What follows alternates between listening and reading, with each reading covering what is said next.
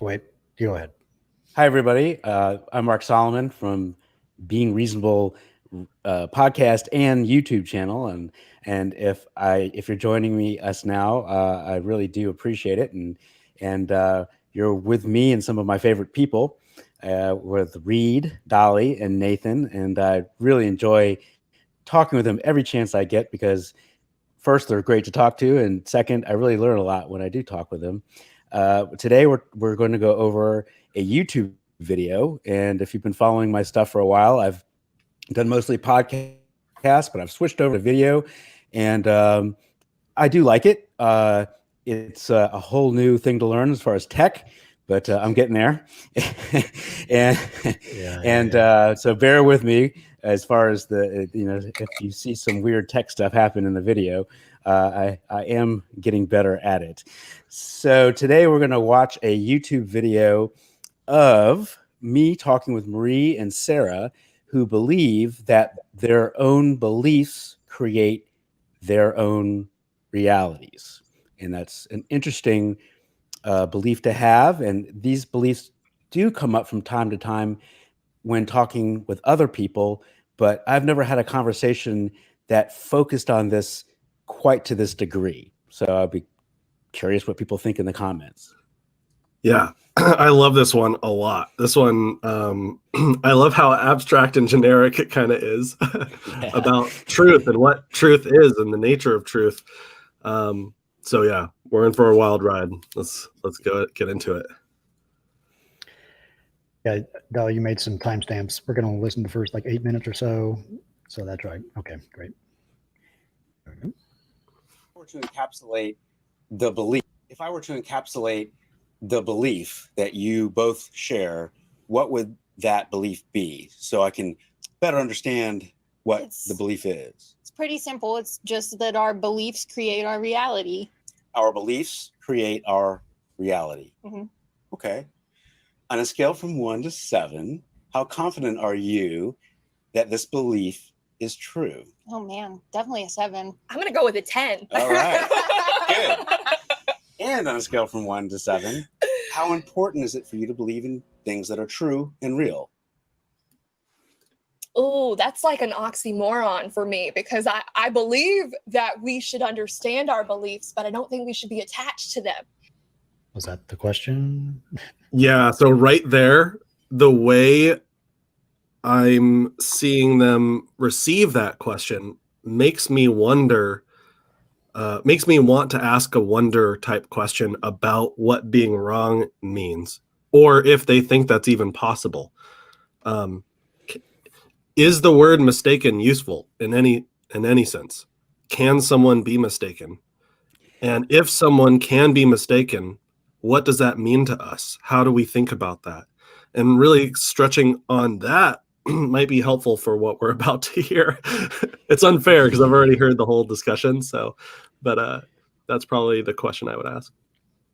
Yeah, and I think you'll see as this goes on, I try to keep my emotions in check, but this video, I think, especially towards the end, I get a little exasperated, maybe. Yeah. And I look back at it, and I usually don't watch my videos again, but I did this time. You had to because you're doing the edit, right? Yeah. With the video. Yeah. Oh, right. Of course. Yeah. That's helpful. Yeah, it is helpful. And I was trying to find out, and I want to talk about this now because we'll be watching it, and I don't know if it was the fact that I thought maybe and maybe I'm misinterpreting this, but when they were talking to me, I thought that at some point they thought I was crazy for asking the questions I was asking. They were like kind of looking at each other and looking at me like I'm nuts, and I'm trying to have an honest dialogue. I really am trying to have an honest dialogue, and when I think that sort of thing's happening, that can kind of rile me up a little bit. It just goes to show how the foundation, and you say this in some of your other talks, and by the way, I think I'm like 5 episodes away now before I finished your entire anthology. So, and I love how you've evolved over time, just barely here and there. Yeah. But you mentioned things like the foundation of a house. I want to make Yeah. sure the foundation of this house is kind of like we understand the foundation is set Yeah. before we start to build the house together, so I can see how you've built this house that is your belief. Yeah. And how are the supports working in your house? Like, how does that work? And I was going to say something about that, but you spend some time there, and oh, this is what I was going to say. You become agitated, and I think it's because Yeah. I feel like you try to establish what the foundation of the house is, and then as you go on, it's almost like, wait, didn't we cover the house foundation a bit ago? So you keep going back to what truth means and what being mistaken might mean. The rules change a little bit, and that's my interpretation. I don't know if maybe I shouldn't say so much and let other people kind of judge on their own, but it's a very different kind of talk, as we'll get into. Right. Okay, let's keep going. There we go. Scale from 1 to 7. How important is it for you to believe in things that are true and real? Oh, that's like an oxymoron for me, because I believe that we should understand our beliefs, but I don't think we should be attached to them. So we should also recognize our beliefs, but recognize that we can change them. With a belief that you happen to hold at a certain time, how important is it for you that that specific belief being true and real, like a real attached to something that is true? Well, that's a very good question. I guess for me, I would say that it is important because, no one likes false information. Okay. Yeah, So or it's maybe they fairly do. I don't know. important for you and for you. It is extremely important because in understanding for me that my beliefs create my reality, I am owning my power as a creator to create the reality that I desire, to not be so attached to one single belief, but to that core belief that what I believe is manifesting outside of me. So this is where, go ahead. Let me go back and replay that and pick out a key word that I heard there. Right. To create the reality that I desire. The reality that I desire. I mean, when we think of cognitive biases, this word just pops into my head related to the desirability bias, which I heard about on the You Are Not So Smart podcast. And if we want something to be true, it is a bias to point our beliefs in that direction. So we need to be aware that this bias exists, so we're not fooling ourselves. But it seems like she's going like full steam ahead with this bias and just using it to believe stuff. Biases are a positive. Yeah, which is interesting. And anything to say about that, Nathan?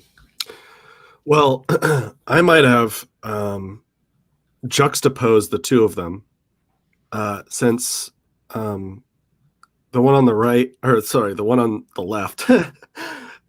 What's her name? I can't remember. That's Sarah.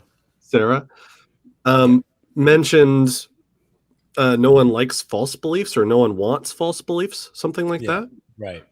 Yeah, I would have repeated that back. That's interesting. How do you view other people who have false beliefs? Are there people out there with false beliefs? That's a great question for this talk, because this talk we're talking about manifesting what we believe is what's true, is kind of what the claim goes on to be.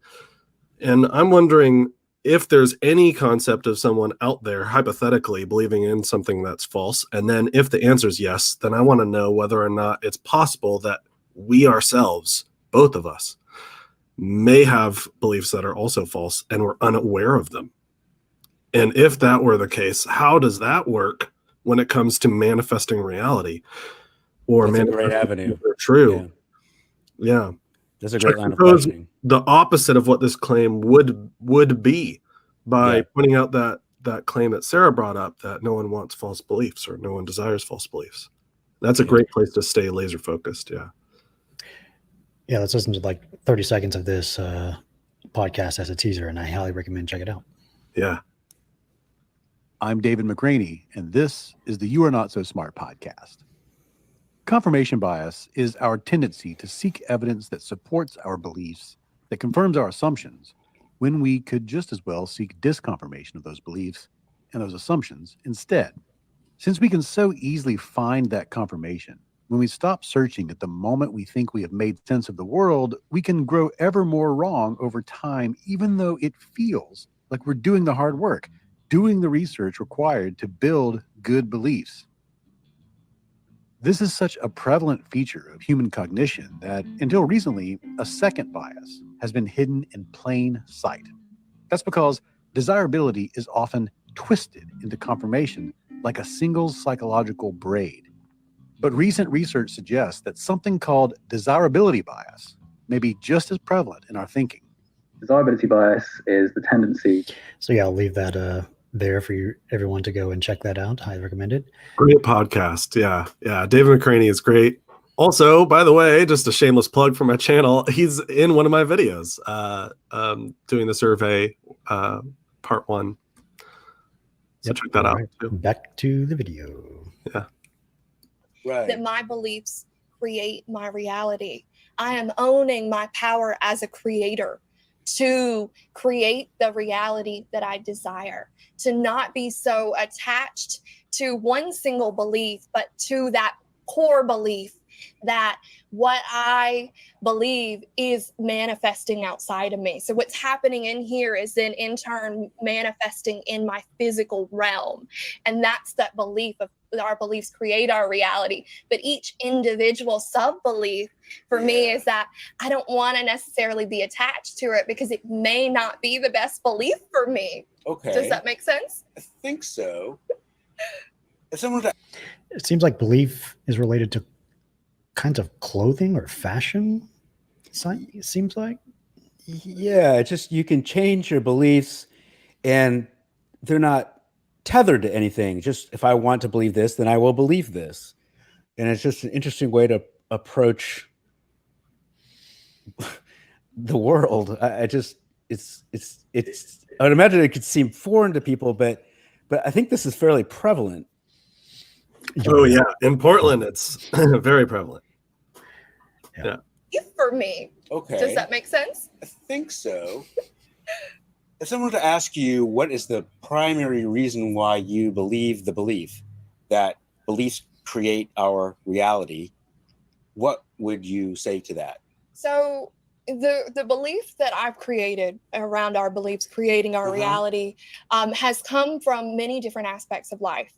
I've studied shamanism for many years, but I've studied many other different things, like the law of attraction. I've studied Reiki, energy healing, and every single spiritual teacher, every single person who's come in has shown this to me in some way, shape, or form, in some teaching.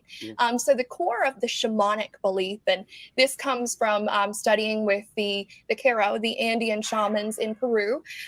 It's this idea that we dream the world into being, that we create the world through our ability to dream, through our ability to create our reality.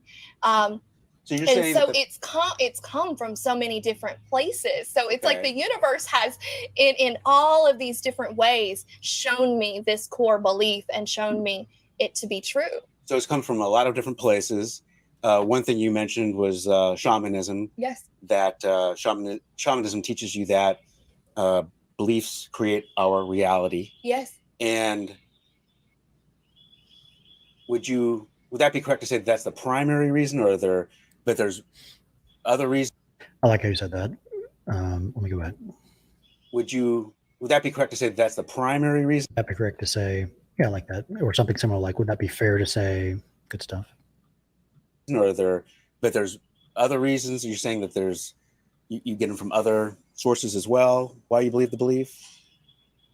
Absolutely. It's come from so many sources. Almost every spiritual teacher that's come into my life. So most spiritualism tenets suggest this. Yes. Okay, great. Would you agree with that? I would definitely agree with that. How did it come to be where both of them are talking together? Oh yeah. I definitely, when we were doing email exchanges, said that I don't do two people. I usually do one person, but they were like, well, we want to do two, and because they had the same belief. And I'd never done that. I've seen other people do it, before. Famously, Anthony did it with when he was interviewing two Mormons, if you remember that. And I was thinking, well, it could be an interesting thing to try. I'm not sure if I'm happy I did it this way, but it definitely adds a different layer. It does. Sometimes I actually prefer two in some instances.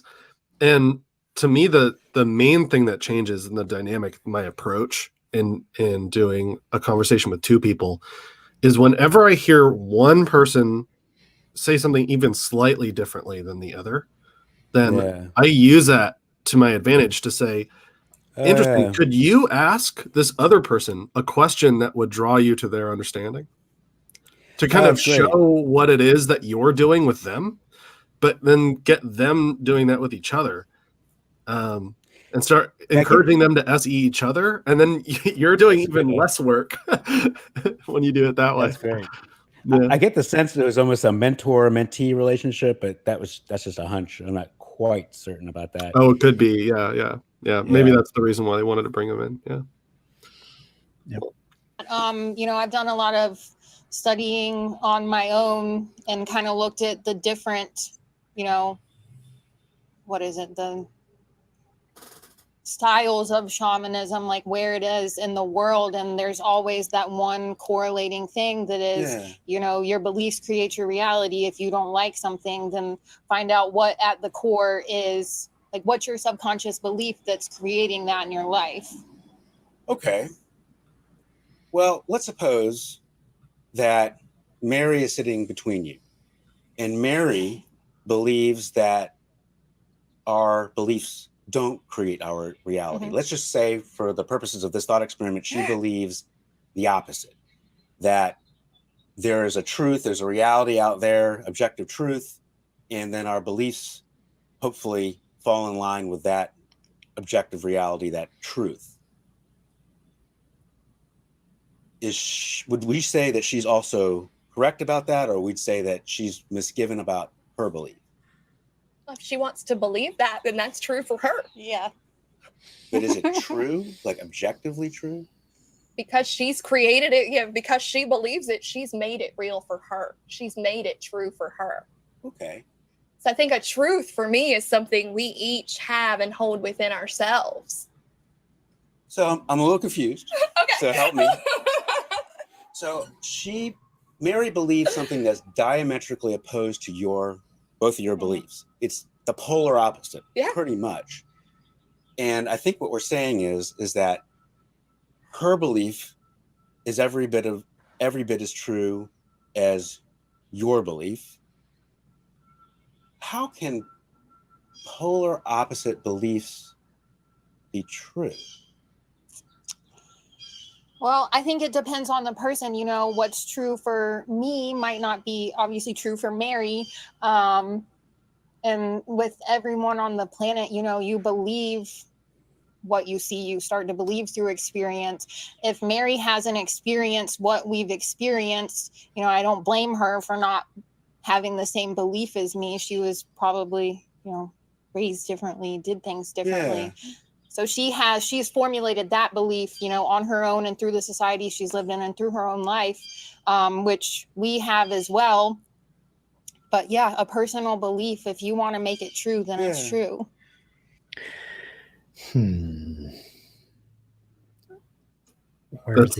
That's number 3 on the survey. Truth depends on the opinions and beliefs of people.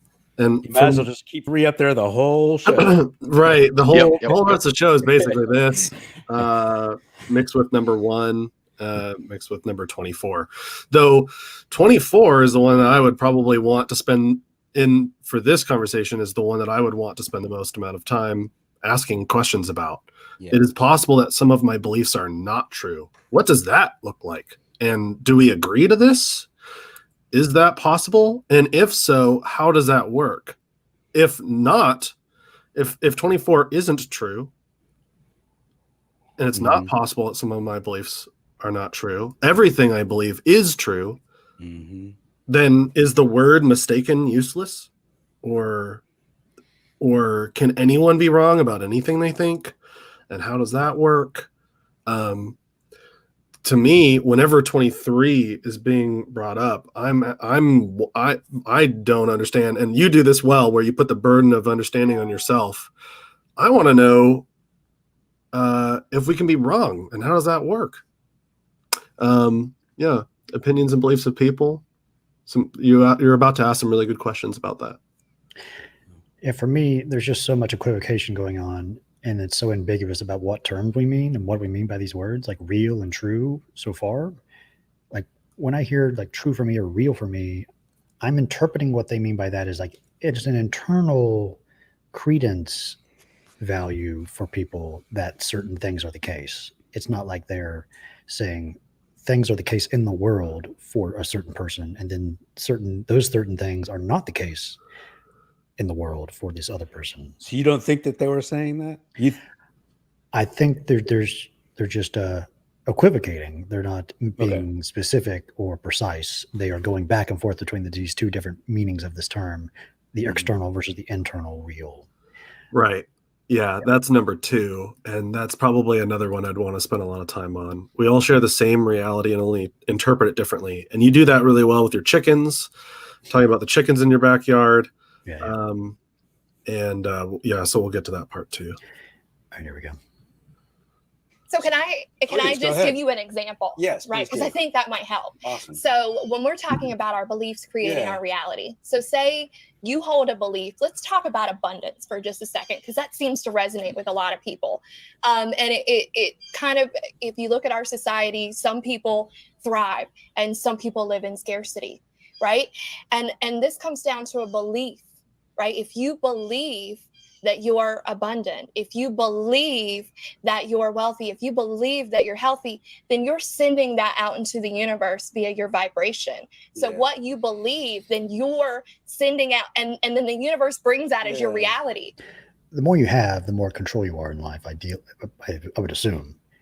So maybe this is part of that reasoning. Is this belief letting you get abundance by believing stuff is a way to feel more in control in life. That's another Absolutely. Yeah. I guess what I don't like about that is that if someone has cancer, does that mean that they didn't believe the right thing? I mean, it just Right. really, you can go to dark places with this. So, and this is why Obviously. people believe it. Oh, go ahead, Dali. No, I was just agreeing. Obviously, if you had cancer, you created it yourself by their worldview. Yeah. Well, I think where the worldview really comes from a positive place. Like it's saying, like, things will get better. When things are bad, they will get better. And having this attitude that they won't get better doesn't help us when we're trying to change our situation, right? We should aspire to change our situation and be positive that things will be better. Or if I'm trying to get the job that I really want and I'm unemployed and I'm desperate for help, then I need to not have this like victim mentality that I'm not going to get the job, that I will get the job, and then I'll go out and I'll do my best. And having that attitude will help me make that happen for myself. Though the reason why that is because of your attitude and your approach when you're in the job interview. And I think it's saturated out to other ways of thinking of like my What if my attitude. problem is I'm actually- habitually too cocky, and it would help if I lowered, and I'd have a better chance of getting the job if I didn't assume I was a That's also shoo-in. possible. So Right. yeah, you do better if you didn't believe it. Right. Yeah, maybe.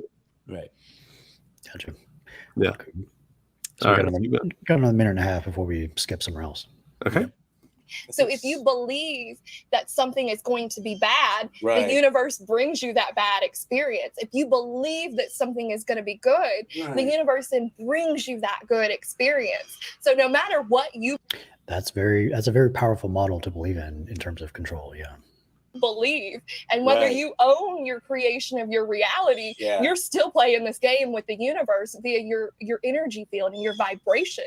I think I see where you're coming from. And I know you guys have heard this show before. Yeah. So I'm going to kind of launch into another thought experiment that you might have heard. In my backyard, there are chickens. Yeah. And there are an even or odd number of chickens. I might not know the answer. You might not know the answer. But could it be said that there is an objective truth there? Whether there's an even or odd number of chickens, we might not know what it is. But is there something objectively true that we can hang our hat on, that doesn't matter what I believe and it doesn't matter what you believe? Well, the truth of that statement is that there So are good. chickens. Okay. That was the truth of that sentence. Whether we know how many, if it's even or if it's odd, I don't know. Does it matter? It might not matter, but Goalpost moving. the purpose of the thought experiment is to understand whether truth is objectively true, if there's an objective truth, or is truth subjective. I think what you're telling me is that truth is subjective, but with my thought experiment, I'm trying to show how maybe truth could be seen as objective, because there is some information there that doesn't matter on what we believe. Right. Well, and that's it.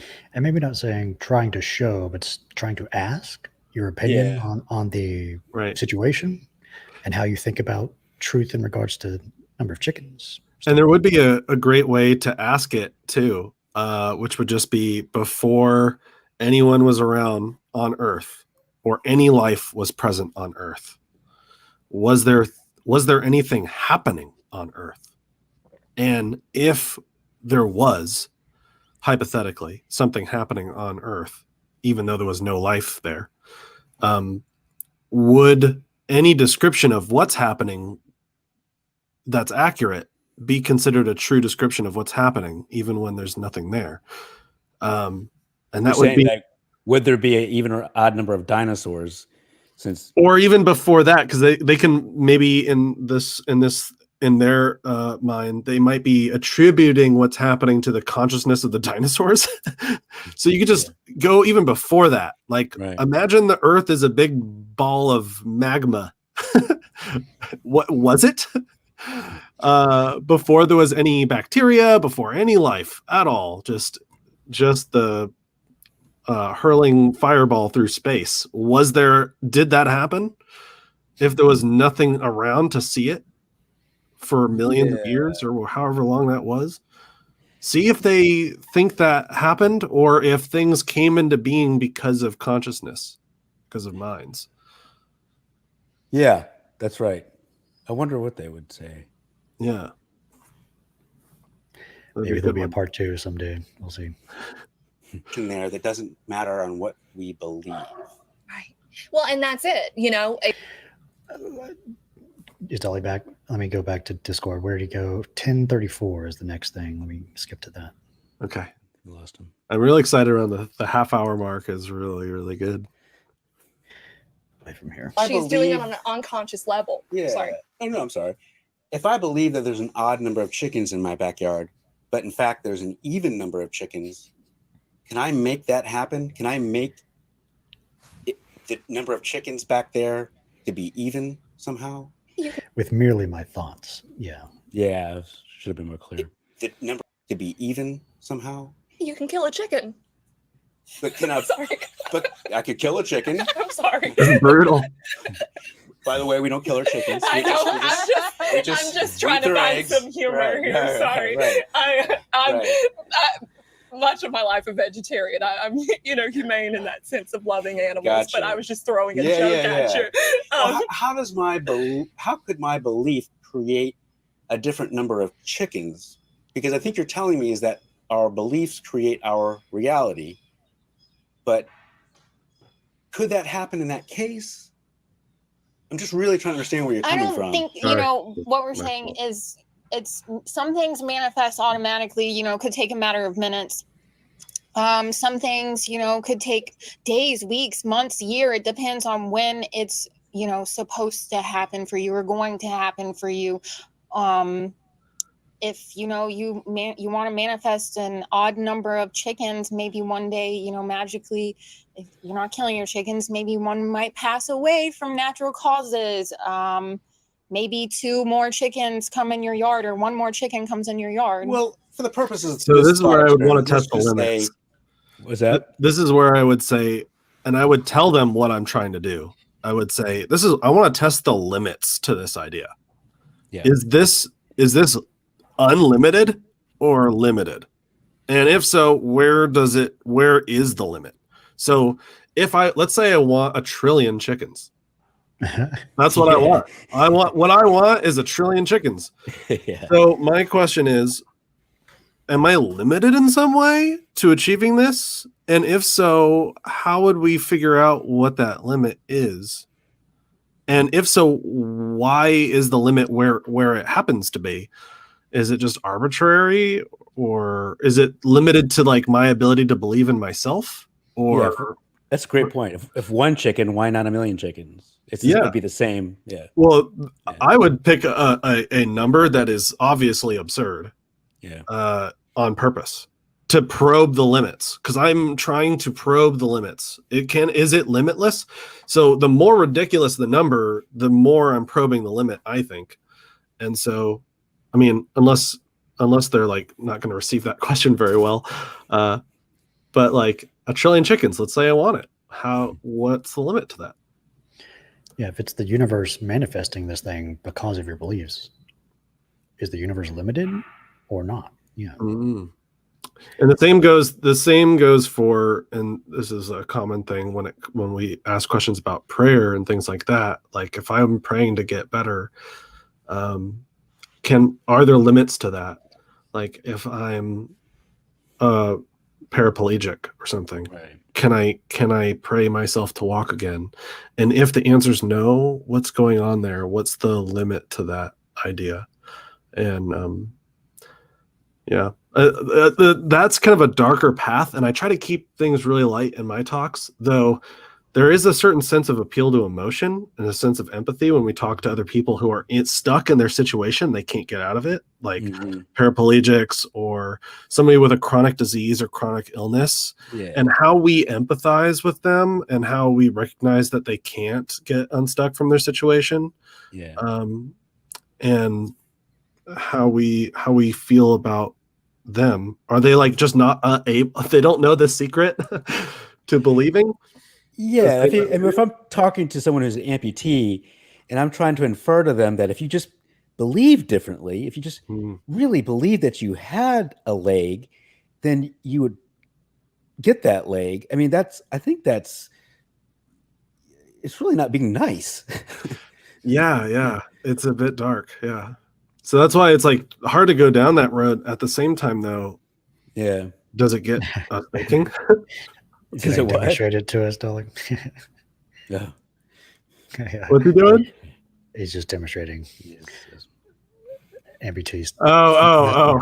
I'm so confused. Okay. Anyway, all right. Let's go.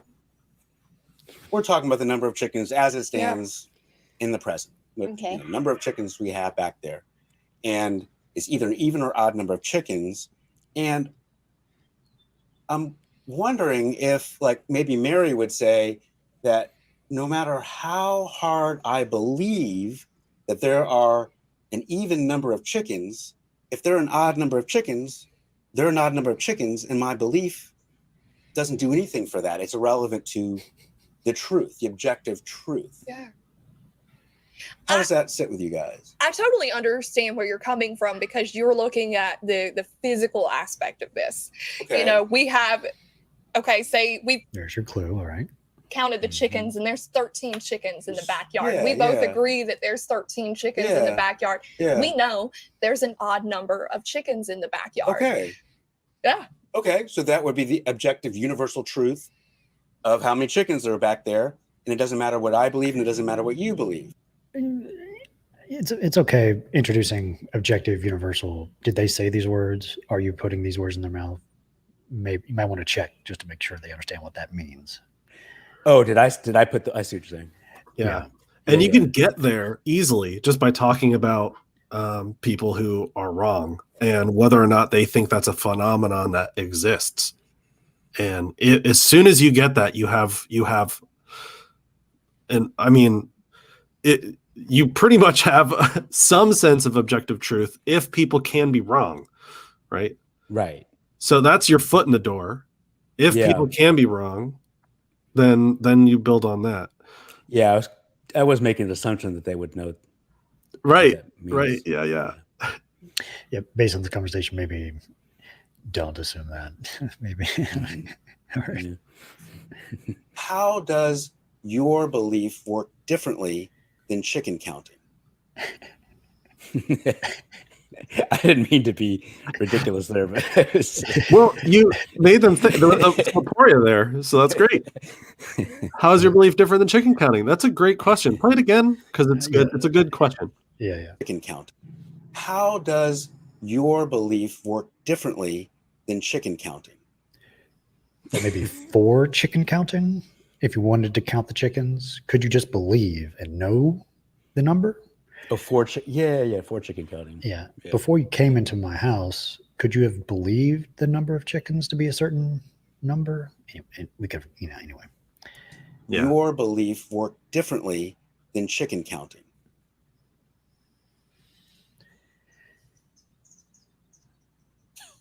That's a really, really good question. Where's the Aporia banner? Let me find out.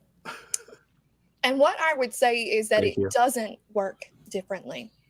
It's just how we are choosing to engage with it. See, some of us are consciously aware that we're creating our reality and we own that.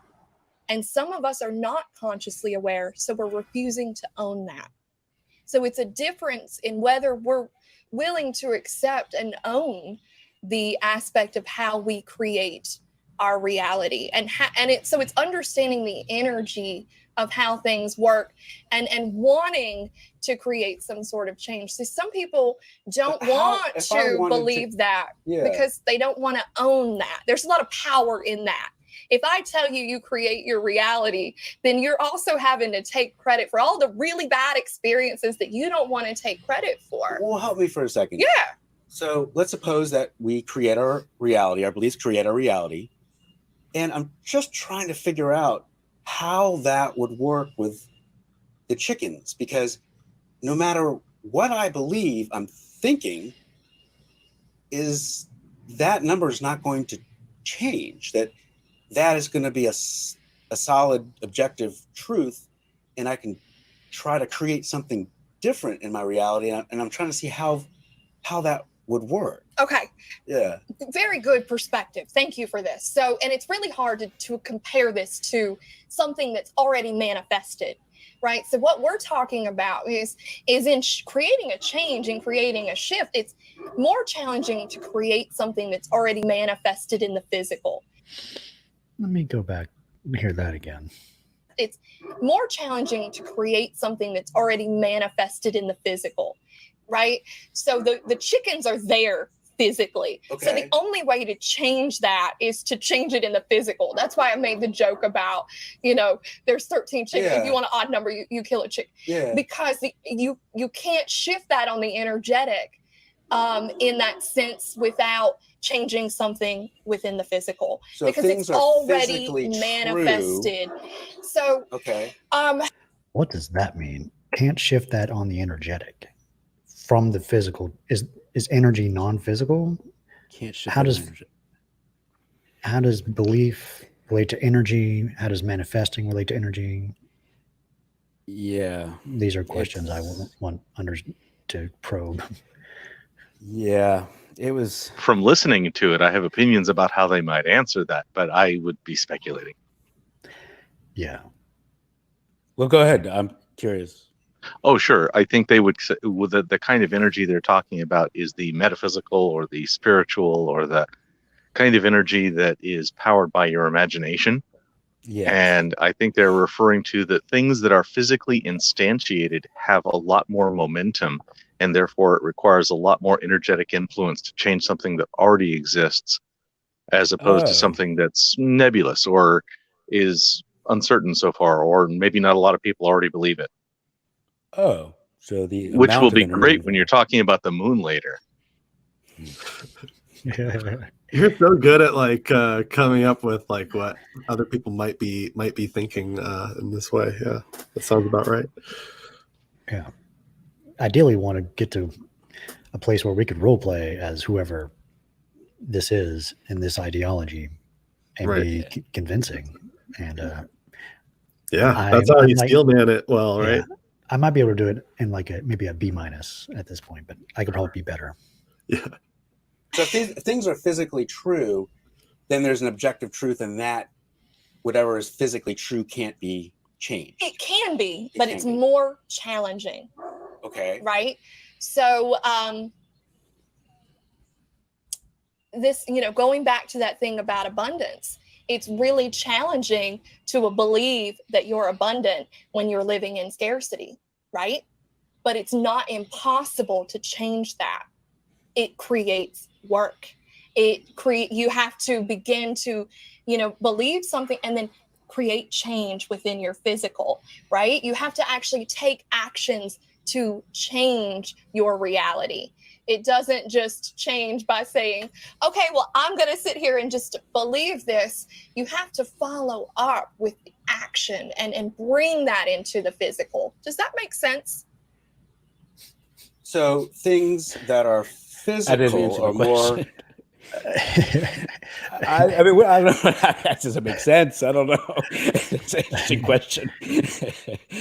Yeah. I mean, I think interacting with reality will change reality in some way. Yeah, that makes sense. So my next question right then would be, I might repeat back. Oh, so physical things are more difficult to change because they're already there. So what's the thing that's the easiest to change? Like, what's on the other end of that spectrum? Because if there is something that's easy to change, maybe we can flush that out. If it's like the easiest thing to change is my own attitude or something, then your own private mind. Yeah, then is what we're really talking about here our own internal state and how we decide how we behave? Is that what we're really talking about? Because I think what you're asking about is, are we painting a picture in our minds of what is in the external world accurately? That's kind of what you're getting at, I think, right? You're asking about like belief and how we're either believing something about the external world, or can our beliefs change the external world? If I think something really hard, does it make the external world change? If that's the belief and physical things are the most difficult, what is in the external world that's easy to change? What is it that we're really talking about? Maybe. Right. And what makes those distinctions? Yeah. Okay, keep going. So things that are physical are more apt to be objectively true, and things that are not physical are more likely to be subjectively true. I think things in the non-physical could be subjective because, everyone's thought patterns are particular depending on the person. So if, you're trying to manifest something and, my friend's over here trying to manifest something completely different. So our thoughts are subjective to each other if we're not trying to, sure, maybe one day we do manifest the same thing, but. How do we know that non-physical things are true? That is actually a very deep question. Is that too much? That's pretty deep. That's getting into some deep philosophy. Yeah. So I want to kind of explain this in a way that may help you understand, because this is how we approach this in our energy healing work. Okay. So I believe that every belief that we hold is also ingrained and imprinted within us. So we carry those beliefs in our brain. They help us with how our neural pathways have been formed. They really are how our physical operates. So if we want to change a belief, we actually have to be able to locate that belief on the energetic level. So say you're creating something that you don't desire, and we're wanting to figure out what you don't desire, how you want to bring about that change within the physical.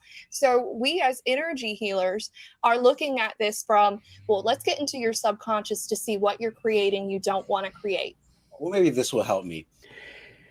Energy healers, and the keyword there is heal, Right. Healing from bad things, illnesses and other bad things you don't want, which is another psychosocial motivation related to this. But that's their work. Yeah. Yeah. There's so many different avenues you could go down right now. Like so many. One thing she said was like, this is how the physical works. Mm-hmm. And that's a great opportunity to ask about a time in which there might have been, maybe at any point, a physical world without consciousness, or a physical world without a brain somewhere, and how areas of space and time without brains, whether or not those places exist in the universe anywhere, and how they think about that. Maybe they think consciousness is in everything, and therefore everything is happening because of that. But that would be an interesting direction to go with the talk. And then there was more, but I lost it. There was more of what I heard there. There's always more, Yeah. Anything to add, Dali? Not in this case, no. Now I remember the other thing, placebos.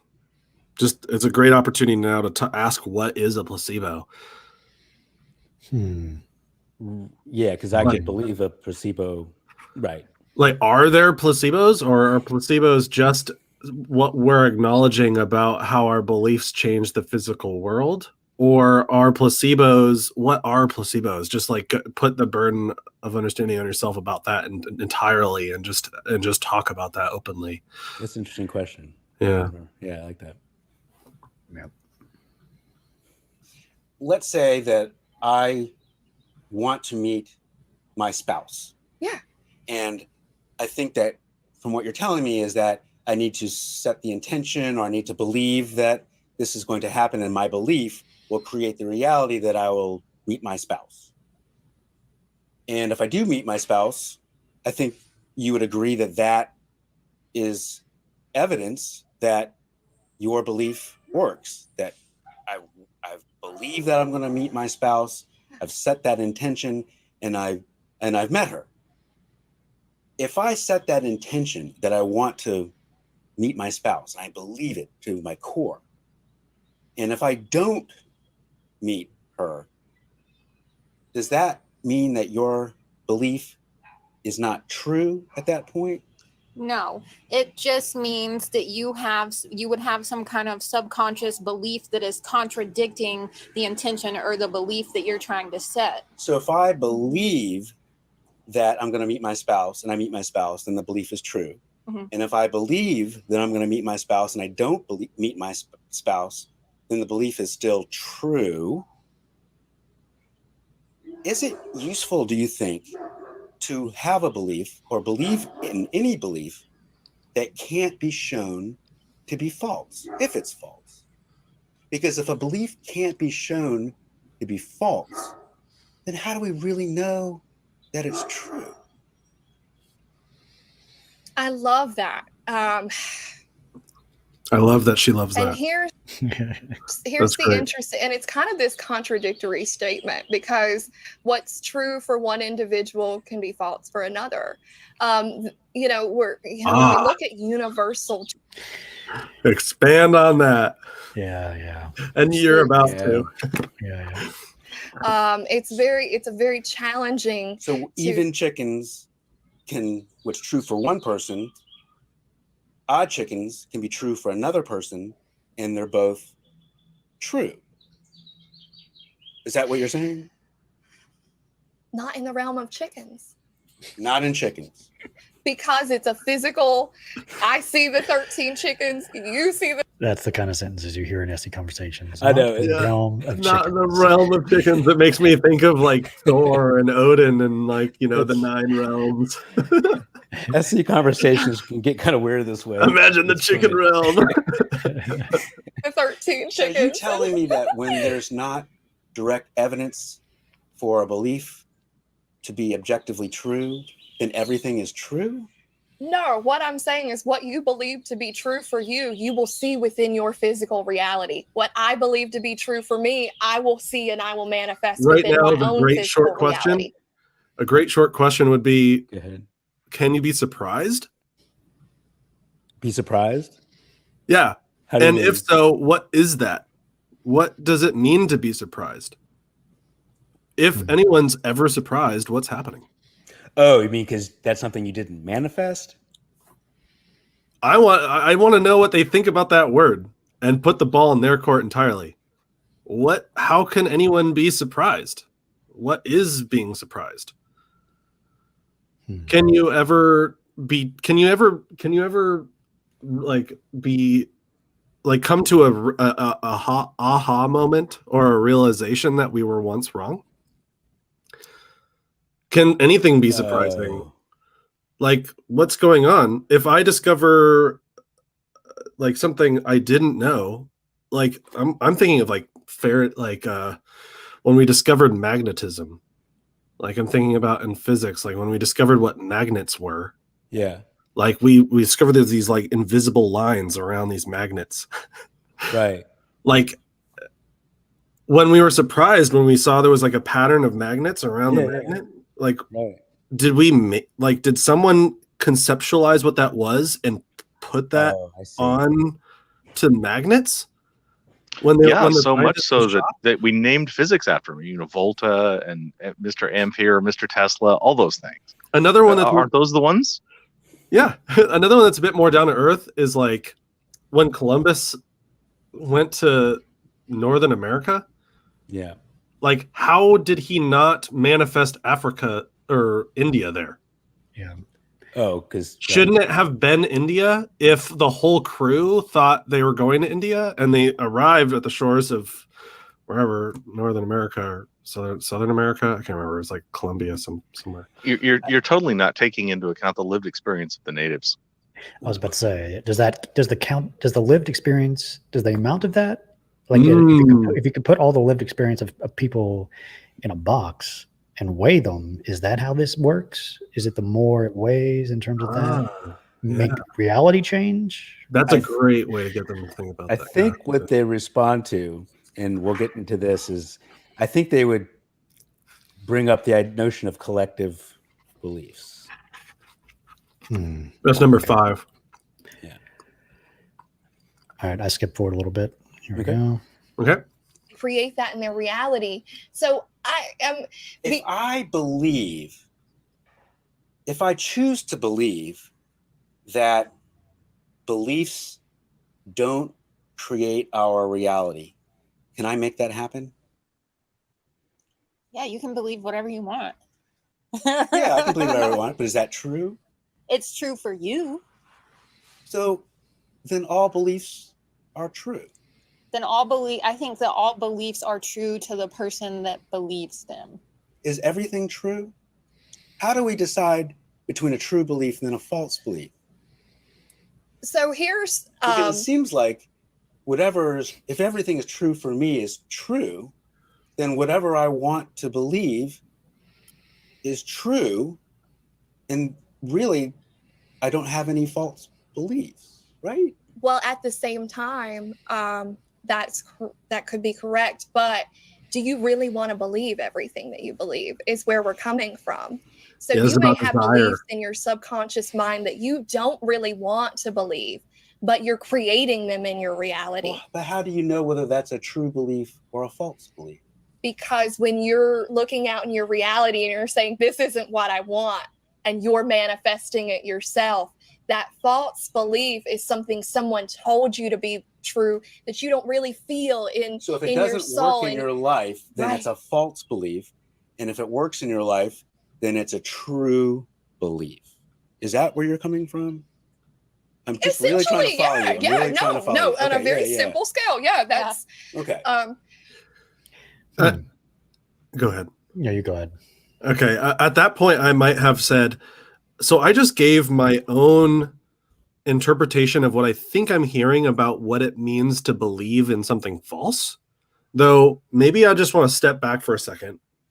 Tell me what a false belief is. Yeah. Like, what is it?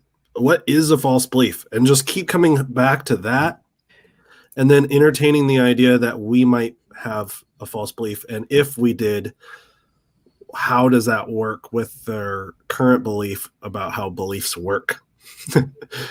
Yeah. Yeah, what's the best example of a false belief? Yeah. An Yeah. example of one. Or have you ever been wrong about anything? And if so, can you tell me about a story about a time when you were mistaken about something? And how did you learn it? And how did you discover it? And then once you get that, whatever the story happens to be, whatever moral story or moral lesson, or they thought something was true in the physical world, and then they recognized they were wrong. Now that they are here in the present, how do they look at themselves in the past?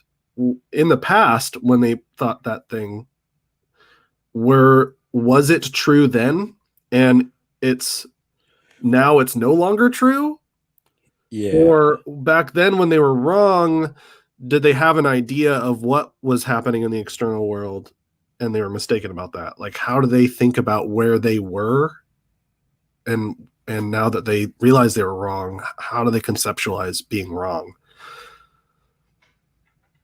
Yeah, I think that's a good line, and I'm thinking if they would say that they weren't wrong then and they weren't wrong now, that both were equally true and are equally true now. That's how I think they would respond, but I'm not Right. sure.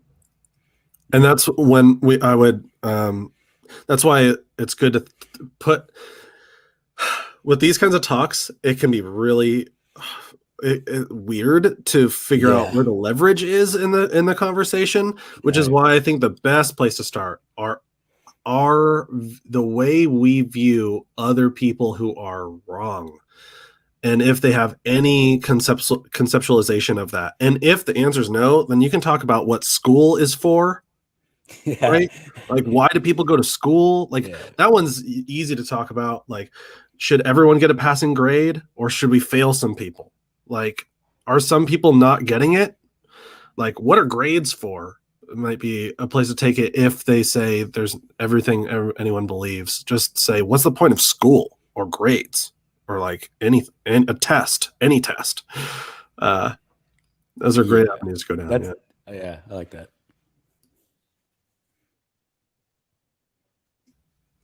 Gravy, let's go.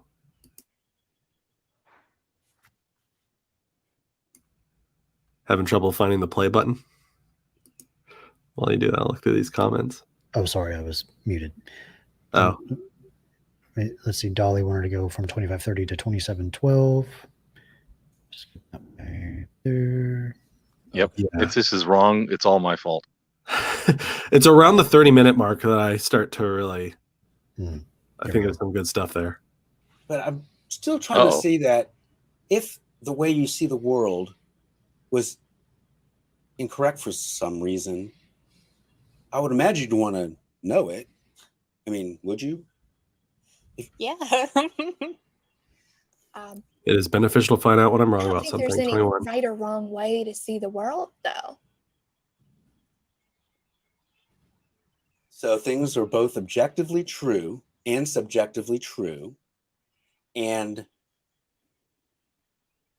both are equally true. Yeah.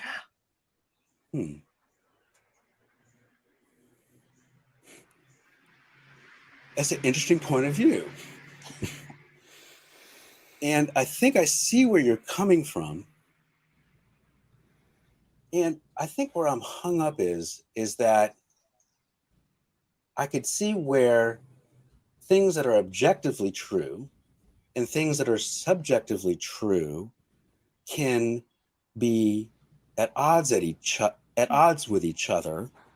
And I don't see any way of rectifying that truth. Go ahead. Yeah, let me throw something at you. Mm-hmm. So we have our own individual realities we create Mhm. based on our beliefs. But there's also something called a collective reality. So that We all have an objective- consciously Mhm. created this collective reality. And so the collective piece is more of the things we can't change, right? We have a government, it exists, right? We have a president that exists. But could we I live change on that planet with my Earth belief? that exists. If I So- want to change that, Here's a perfect opportunity for a really short, blunt question. Okay. Are there unknown unknowns? Go on. I want to hear what they have to say about that. Collective reality. Whenever I hear that, I want to know if there are unknown unknowns that no one knows. And if so, how does that work with collective consciousness? Okay, so there's no Manifesting collective reality. consciousness that covers that because we don't know it. Yeah, unless they want to say all unknown unknowns only become known unknowns or known knowns once we manifest them, and they're all hypothetical until that happens. Right. But to me, an unknown unknown is just like what's happening out, in the solar system of Betelgeuse or something, that we can't see. We have no information about. We don't know what's happening there. Though it's this idea that there is something happening there or not happening. In any case, there's some state of things that's going on.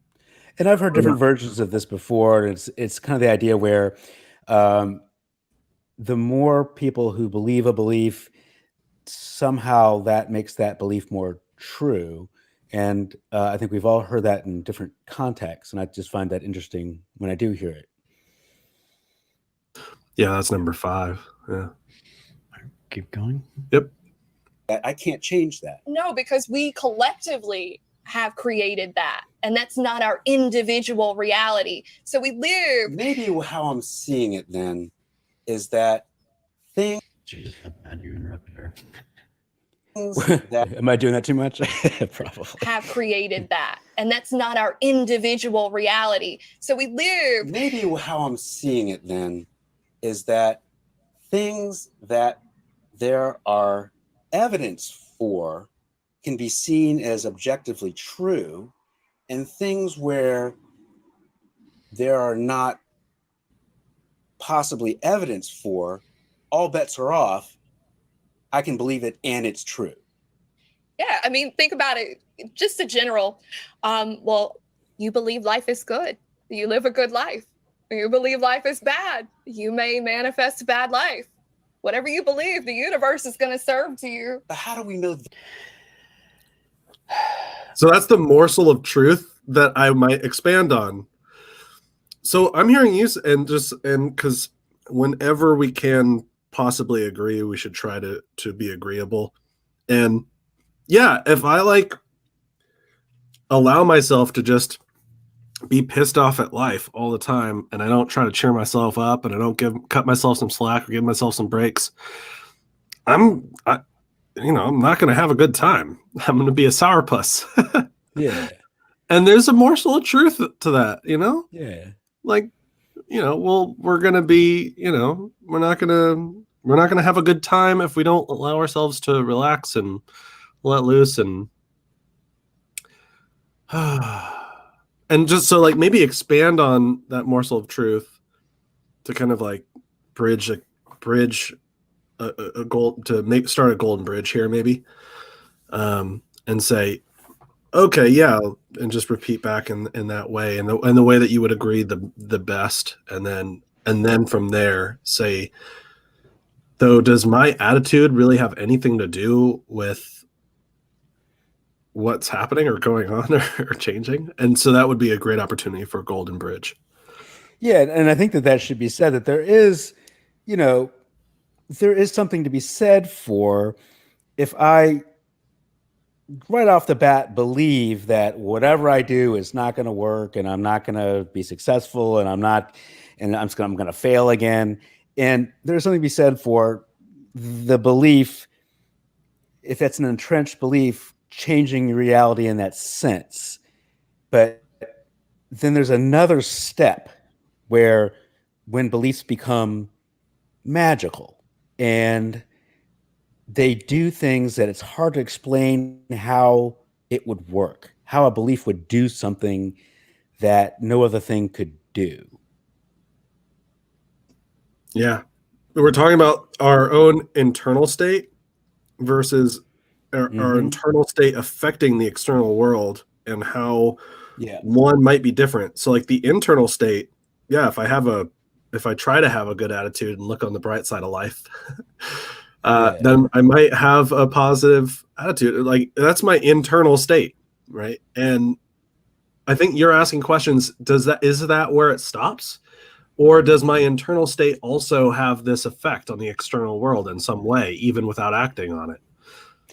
It's so individual person centric. I find that it's the notion that one person, that through the power of just me believing it, I can do anything. I can fly. I could, it's more than just, changing a belief about yourself and then kind of changing things that way. It takes on this superhuman characteristic. My expectation of what could happen should be, if I follow this model, should be radically expanded. Right. Radically. Like what's we should not be practicing possible. this every day. Everyone should be a Buddhist monk right now, meditating on how to make the world a more awesome place, if this is the way things really were and the way things actually work. And I sense that they're appealing to like the sense of like this virtue, this like it's like an epistemic virtue of like believe in yourself sort of thing. Yes, follow your dreams. You can accomplish anything you want if you set your mind to it. That sort of thing. I think you're really onto something there. I think the way I hear it described in the video is that what they're proposing, whether or not it's true, it's virtuous to have the belief. Don't say that too often. Go ahead. Sorry. Go ahead. I was going to say, don't say that too often. We will get copyright strike by Disney. Huh? Follow your dreams and all that stuff. Oh man, that is every Disney thing ever. Right. Yeah, and that's a big part of our culture. Yes. And if I'm sorry, Mark, I stepped on you. No, that's all right. And if I'm asking questions about that, then I'm sort of not being virtuous. And I think that's maybe what kind of thing that's triggering me a little bit. That's why a golden bridge is perfect right here, because you can set apart and Pinocchio. We're definitely going to get copywritten. Oh boy. That's why we're talking. You should probably take that down before we absolutely are copywritten. As much as I do want to see the entire thing, I guess we're talking about it. So, but yeah, that's that. Acknowledge build a golden bridge. Acknowledge why that would be a virtue. Really expand heavy in this instance about how that would be helpful for us and why we would want to do that, and then try to differentiate using questions as to whether or not the external world works in the same way as our own internal attitude. Yeah. All right. Keep going here. That's true. Only for a little while longer. Know that me believing something makes that true? How do we know that? Our interpretation of our own individual experiences. And if that was wrong, how would we know that? It's neither right or wrong. It just is. I know it's so. And that's it. At 30 seconds, my list has us moving forward a little over 11 minutes. And I'll summarize and say, in the middle here, Mark does perfectly well. And they rabbit hole around. And when they come back around at a little after 41 minutes, they kind of re-summarize and cover the same area. So for our review, I just had us go after the second one. Sure. Nathan, if you have something in that 30 seconds that you'd like, in that 11 minutes, right after 30 that you'd like us to look at, please override me. Okay, I remember there being something happening at like the 30-second mark, but I can't remember what it was. The 30-minute mark? Okay. I thought it was 30 something. minutes. Yeah, okay. 30 minutes 00, yeah. Was that play for impact? like a minute or two, we go through 11 minutes of more rabbit hole. Yeah, we'll play for a minute. Okay. Cool. left off at 2950 or something. Here we go. Our interpretation of our own individual experiences. And if that was wrong, how would we know that? It's neither right or wrong. It just is. I know. Yeah. So you have a belief that can't be shown to be incorrect if it's incorrect. There's no way anybody could show.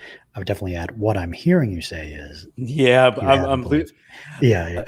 I'm losing my shit a little bit. It's all right, I'm sorry. So Yeah, the number 9. or you could even show yourself that your belief was incorrect if it was incorrect. Not saying it was incorrect, but if it was incorrect. But I added that. You gotta like that. And I'm not- and I would also add, I'm not necessarily saying that's the case, because maybe you are, maybe. Yeah. On a scale from 1 to 7, how important is it for you to believe in true things?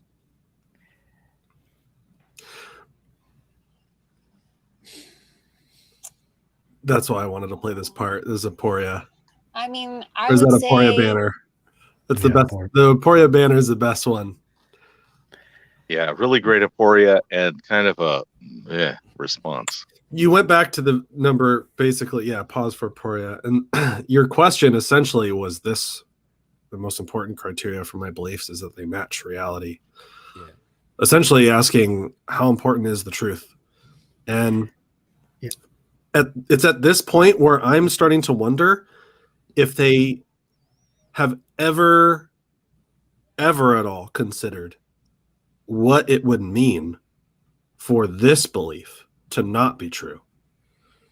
And if they could, upon being asked, articulate what the world would look like if it were false.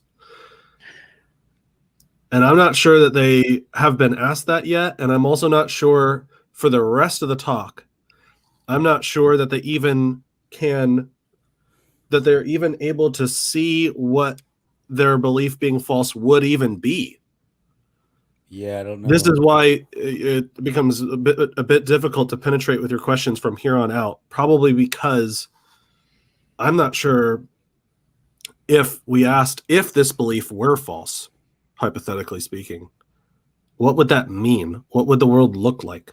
What would be true if this belief were false? Yeah, what could never happen in reality if this belief was false? What would you never expect to experience? Right. Yeah, So, like, for the rest of the talk, Yeah. I sense I like that. you're asking disconfirmation questions, essentially. However, I don't think that they know what it not being true even is, so they don't know how to test for what to look for, since we don't know what it not being true is.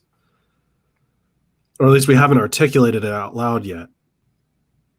You cut off in the last part. You said, what was that? We haven't articulated out loud yet what this belief being false even would be or even look like. Yeah. How would you Yeah, expect the right. world to be any different if this was Yeah. not the case? Mhm. That would be enlightening. That's good. I'm going to remember that. Dali, you're in this headspace because you're talking with Yes. someone a lot, like Winnie. So please Yes. give a prediction of what the world would look like if this was false from their headspace. Oh, Yeah. okay. So which exact thing would be false? That beliefs that we manifest reality. Oh, with our okay. So beliefs. if the overall worldview of this belief were false, Right. for people who believed that, I expect they would, I'm speculating, would say that for those people, they will find it to be false. And if their beliefs were important enough in the overall consciousness, then when they found it to be false, everybody else would agree, but mostly no. So you're saying that it couldn't be Vague. false. It couldn't be false for assume- somebody whose beliefs, man. And the thing is, I think the truth that they're referring to is the truth of the model in their head. It truly is Yeah. the model in my head. And they don't recognize a separate common external reality. They only Yeah. recognize us modifying our internal model enough to Yeah. conform to everybody's common delusion. What about I'm familiar with this a lot from people who come from an idealistic perspective, where they say mind is first, and then the physical reality is projected out and from the mind, where as opposed to a materialist viewpoint where the mind is something that's inside physical reality. How about this hypothesis? I would hypothesize that they would say, if this was not true and we lived in that world, then no one would get what they desired ever. Potentially. Oh. Huh. Or there would be no locus of control. Yeah, we would be, I don't know. Would that make sense? I don't think that they could accept the hypothetical. I think they would only have to look at the hypothetical of, okay, that's this person's worldview and what would be the effect for them, and this is my worldview and this will be the effect for me. I don't think they will be able to entertain the hypothetical that their beliefs don't enforce reality. I think they're taking it as axiomatic rather than something they can observe. And I try to address that a little bit later when I discover that, but I'm not sure if that went through or not. But yeah. All right. At what point you wanted to scoop to? 4113. Okay. Yeah, 4113 would be next. Then we have 6 minutes on fairies and the moon. Yes. Fairies and the moon. Only in SE. Relevant, maybe, what I believe. So I'm gonna say something. Okay. And this may be a little far out there, but I want to talk for a second about fairies, right? Okay. So if I believe fairies are real, they're real for me. If And you believe that fairies aren't real, they're going to be unreal for her. She just can't stand fairies, and she really doesn't, want anything to do with them, and she does not even believe that they're real. Mary does not believe in fairies. She'll never see a fairy. So in the case of fairies where you can't see and there's no physical evidence, then everything is true. They can exist. Okay. I made an assumption. All right. So it's real for me. You made an assumption. I made an assumption. Yeah, it was safe. It worked. It's a safe assumption. There are various degrees of emotional impact you can make with your questions in response to what you're hearing here. So, like, if you want to take it really light, I mean, there's lots of different examples, but you can go really heavy, and you can say, like, what if somebody believes in something absolutely abhorrent? Can you imagine something abhorrent? Something just diabolically unpleasant. Like even worse than fairies. Well, I'm thinking of like, I'm kidding. Hitler and like, I'm thinking of like horrible beliefs, right? I know. Think of anything that's horrible. Yeah. And I try to not make it specific. I want them to think of something abhorrent. Yeah. Right. Is that possible? Can someone do such a thing? And if they are thinking of something abhorrent and false, like racism or whatever, like how are we looking at the way they're looking at that? Is it true? Is that idea true? Even though like what? I would say they would say yes, and you would be absolutely putting yourself in danger to even do the experiment. Right. Wow. They might be thinking like, yes, that would be true, and that person's trying to create a reality in which there are warring tribes against one another. I don't know. Yeah, I mean, I guess there's different. Yeah, don't you bring your Hitler energy in here. Yeah. Not on my front porch.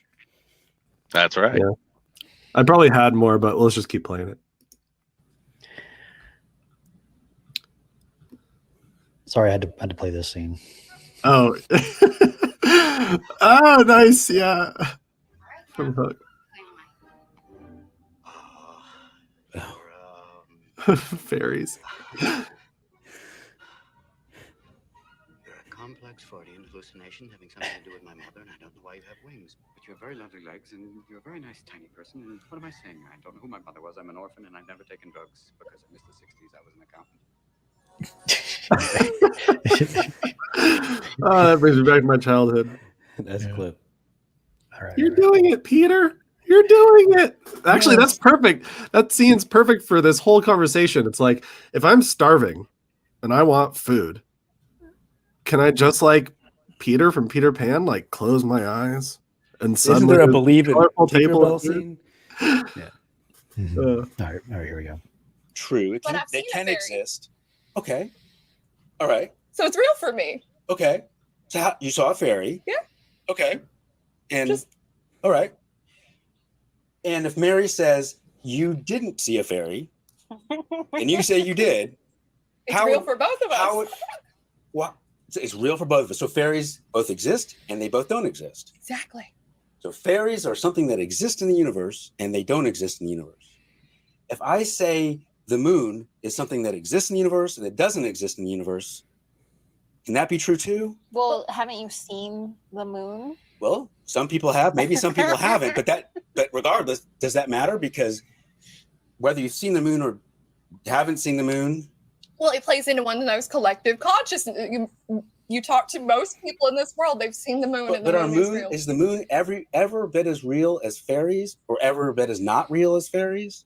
That's a really good question. I believe the moon is real. I see the moon unless there's a new moon and it's not there, but I still believe it's there. Yeah. I don't know if I would go this way, but I'm thinking like, yes, people in the past have discovered weird things that only they have seen, like, explorers and stuff. Like, whoever saw the first platypus and like reported that and reported that back to people, like that's equivalent almost to like a fairy. Right. And like at that point in time, they only had that experience personally, I assume, whoever did that. But then the way to increase the knowledge for people collectively is to test that claim that platypuses exist, that, there's this organism with a bill and like a beaver's tail and it's weird and it lays eggs and stuff. Really? That is real? Then how do we test that claim that platypuses exist? Could we do that equivalently for fairies? Whatever we did for platypuses? Like I can Google an image of a platypus, or I can go to a zoo and find one. Can we go to anywhere and see fairies to the same level as a platypus? Yeah. Wow. Yeah, it's a way to compare it to something that's tangible, that's a bit more in our mindset. And I would, again, just harken back, talking about unknown unknowns is great here, because you're talking about the moon, which is a known, right? Mm-hmm. And they're comparing that to fairies. So, like, I want to know about unknown unknowns in this instance. Yeah. And what did you mean by saw a fairy? Like with their eyes that anyone else could see if they were there?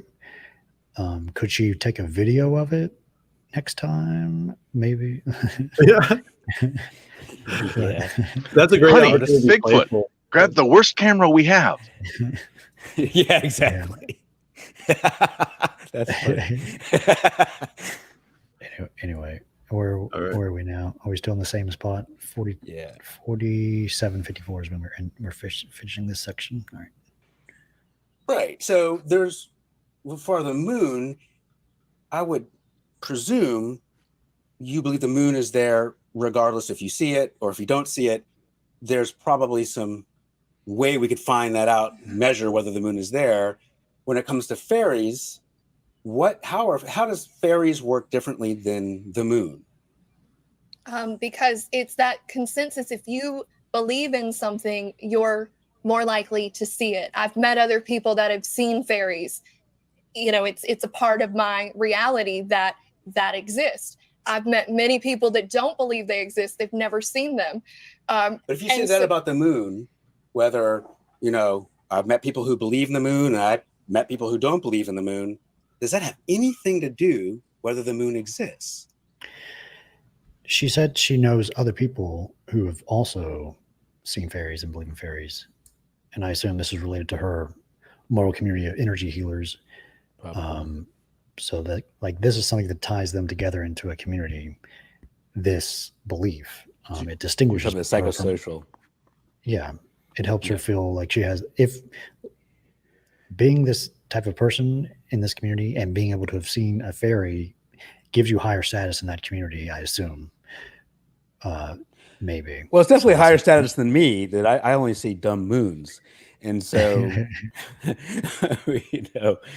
everybody can believe in a moon. That's easy. Yeah. You're telling me you've seen fairies, Yeah. And I would presume that you're thinking that fairies are a real thing, like the moon, right? Yeah. Okay. But so I don't think I've actually ever met anyone that didn't believe the moon exists. But I'm sure there's people out there. People believe lots of things. Yeah. But you think about it. Even during a new moon, Uh-huh. do we stop believing in the moon? Those of us who believe in the moon. Yeah. When it's cloudy, do we stop believing there's a sun? Okay. We can't see the sun. Do we stop believing in it? If Mary says, "I don't believe in the moon," how would you be able to show her that her belief is incorrect? There's probably scientific data out there confirming that the moon is real. Yeah. But although there may or may not be, I haven't looked it up, scientific data on fairies. How do we convince Personally, her of I just that? don't want to change anyone's belief. I don't feel like it's my place to tell somebody what's real for them and what's right. But I think you're telling me when there's evidence that there is a belief that is true, then that belief is true. If there's not evidence for that belief being true, then Go back. So I think you're telling me when there's evidence that we convince Personally, her I of just that. don't want to change anyone's belief. I don't how feel long like have it's we my had this banner place for? to tell somebody what's real for them and what's right. But I think you're I just made these. This is a great banner. This is one we Both should sincere have persons' permanently. beliefs have equal claims to respect. Yeah, this is what I'm hearing from her. Like, whatever people Yeah. believe, if they're sincere, it's all equal claims to respect of whatever they believe, and that if this is our principle for distinguishing truth from opinion, then it doesn't make sense to try to talk with people about beliefs and try to change their minds or question them, check out people's beliefs. It's just, this is how it works in terms of what we believe and what we do socially with other people's beliefs. This is probably the part I need to do the most work on myself in my talks. It's asking questions about this banner here, where people often say, they want to tolerate beliefs. And I'm trying to differentiate tolerating beliefs and living in a free society where people can believe whatever they want and loving that about this country, that we can do that. And that's great. And that's a virtue and, all that. And then trying to find a way to separate that from whether or not we ourselves want to just accept things. Like, how do we differentiate tolerating a belief and accepting it? Yeah. I need to work on Tolerating the person versus the belief. Right. Maybe that's the thing, is differentiate and point out that people are not their beliefs, that people have beliefs. And there's a difference there. Yeah. What it relates That to references. Sorry, go ahead. Well, it relates to the belief in the belief. Like, it makes me a good person merely to believe in the belief as well. It's That's just probably related. It makes, somehow you have the moral high road because of a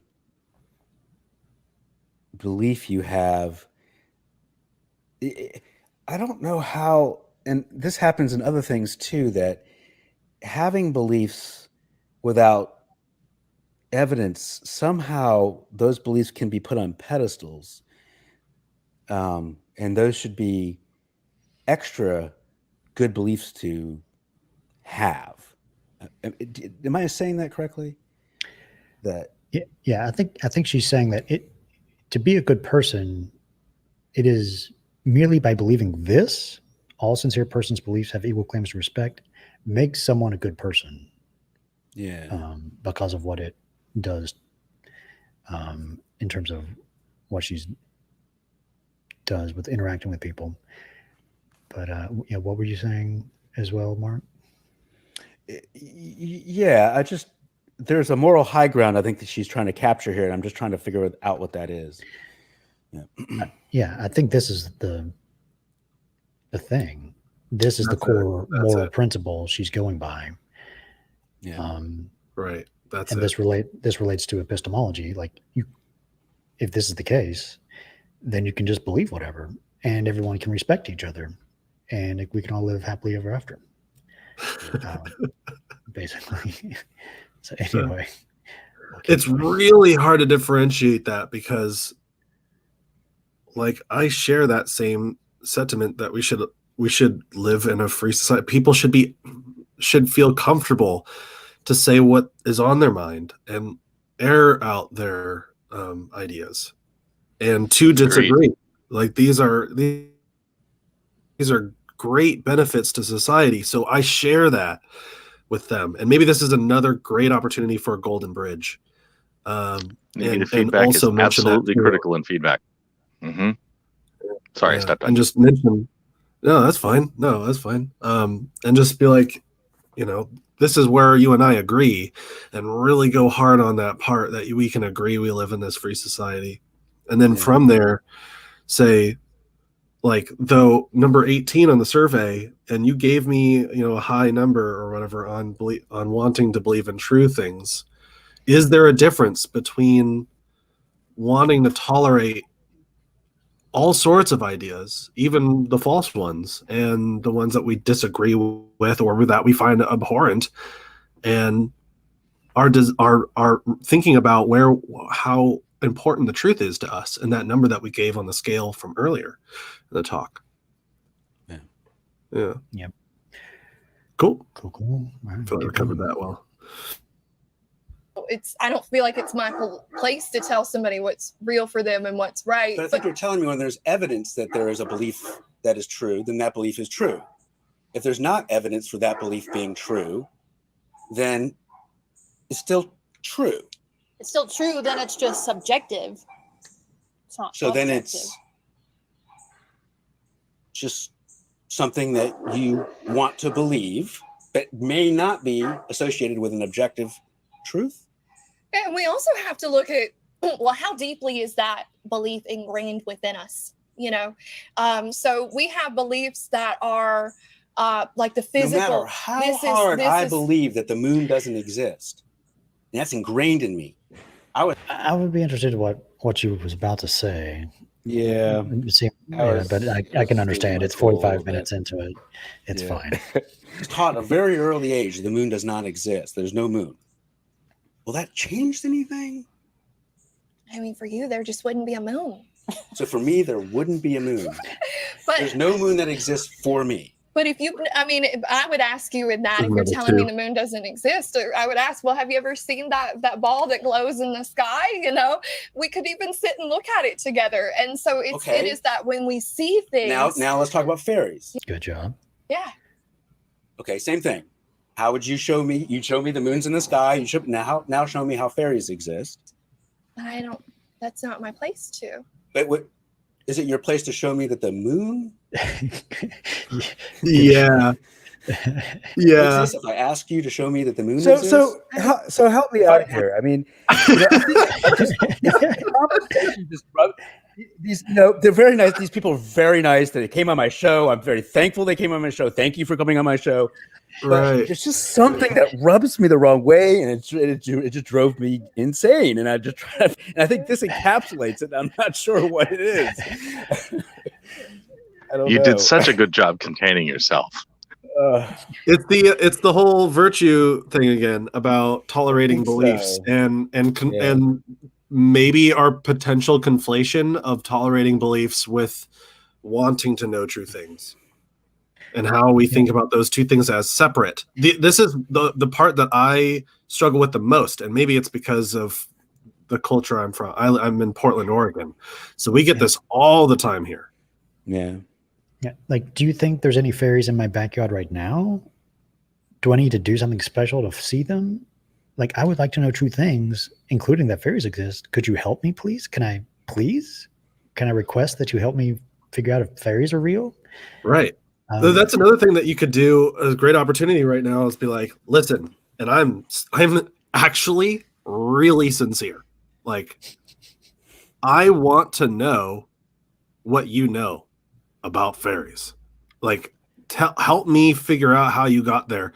What was the first thing that you did to discover fairies? And I'd be honest, if there are such a thing as fairies and I didn't know about it, and I discovered it would change my entire life. I would quit my job tomorrow. I would do nothing but go on fairy hunts or something. I mean, if that was, am I wrong? I mean, that's such an unbelievable thing. Win the Nobel Prize. everything I know about the universe. Yeah, earth-shattering discoveries are highly sought after in my book. If I can find some sort of earth-shattering discovery that just changes my worldview completely, that's even more desirable. I would be a completely different person, I think. Right. If fairies Number existed. 21 is beneficial to find out when I'm wrong. If I'm wrong about fairies, damn, really do I wanna want to know know it. about it. Hell yeah. Yeah. Anyway, there we go. All right. It is that when we see things. Now let's talk about fairies. Yeah. Okay, same thing. How would you show me? You'd show me the moons in the sky. You should now show me how fairies exist. But I don't. That's not my place to. But is it your place to show me that the moon exists? If I ask you to show me that the moon exists, I mean, if I'm asking you to show me how fairies exist, Okay, it's your place. Good. yeah. That's an interesting one.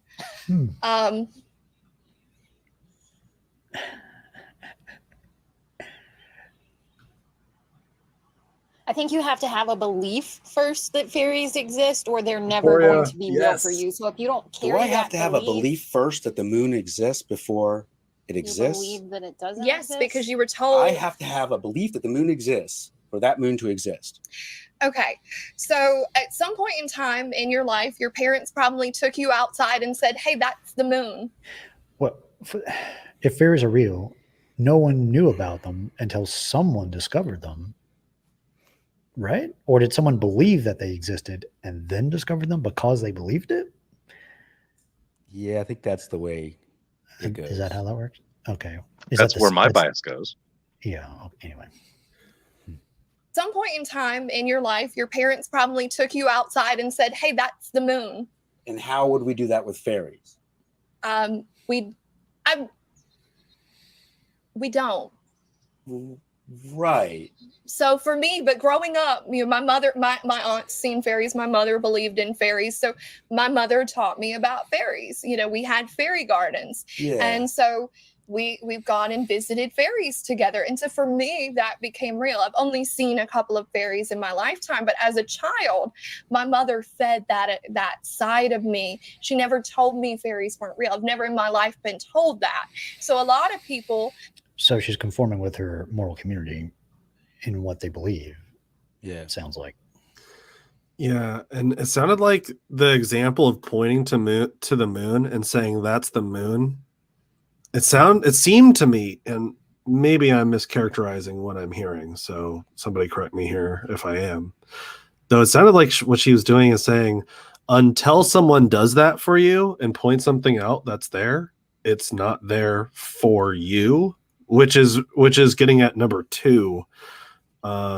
We all share the same reality and only interpret it differently. And it sounds like throughout this whole talk, they're only using like the second definition for reality, like subjective internal reality, and they're not using the objective sense at all. And you are, and so that's where the rub is, I think, here. So when they're like, the moon, it's right there. Do you see it? That's the moon. Yeah, it's the fallacy of ambiguity. Yeah. Yeah.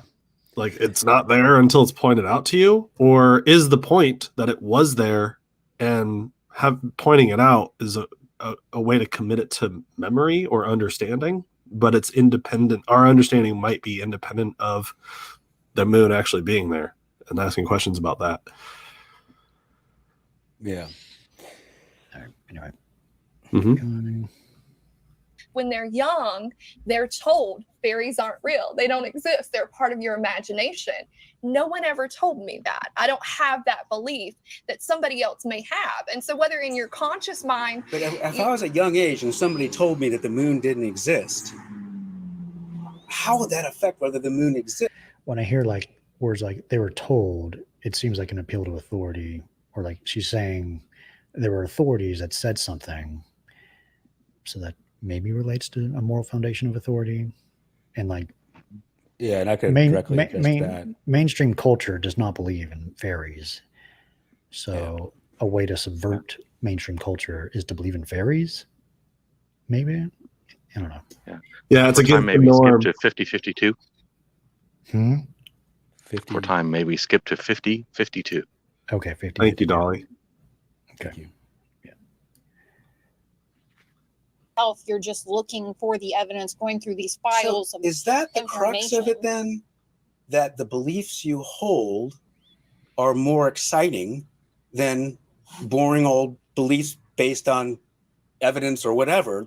It's just more exciting to believe in a belief that you want to believe. I wouldn't and say more- it's more exciting. I would just say it's, the word to describe it would be liberating. Yeah, I'm willing to desirability. go out there and formulate my own beliefs and my own opinions about how my world works, or sometimes the outside world works, through learning. Yeah, it's the opposite of you have more liberty. You're less oppressed if you're allowed to believe whatever and know that's real.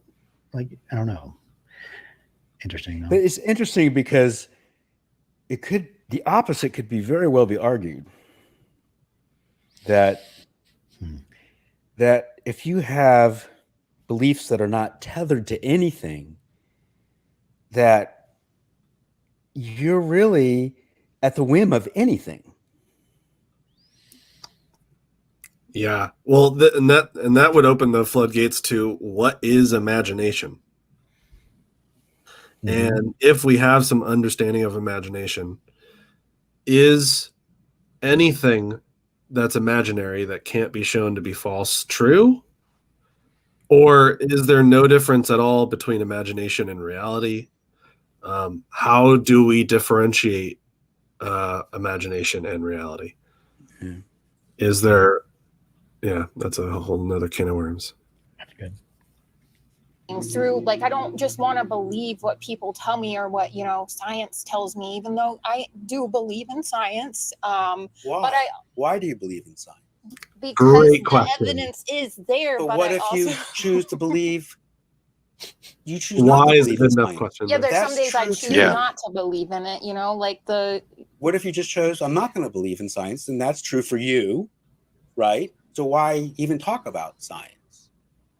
So I want to step back for just a second, because something I feel like is coming through for me that's very important. For me, this verification of my belief comes when I think a thought, and then that physically manifests, and I dream something into being, and these wild things happen in my life, all because I created some shift within myself. But if it didn't physically manifest, it doesn't matter to you. It's still true. If I hadn't seen the evidence of this, Mhm. I may not necessarily believe it, but I've formulated this belief based on these series of things happening within my own physical life, shifting and changing based on how I changed something internally within myself. And then I saw it, and that's happened for years now.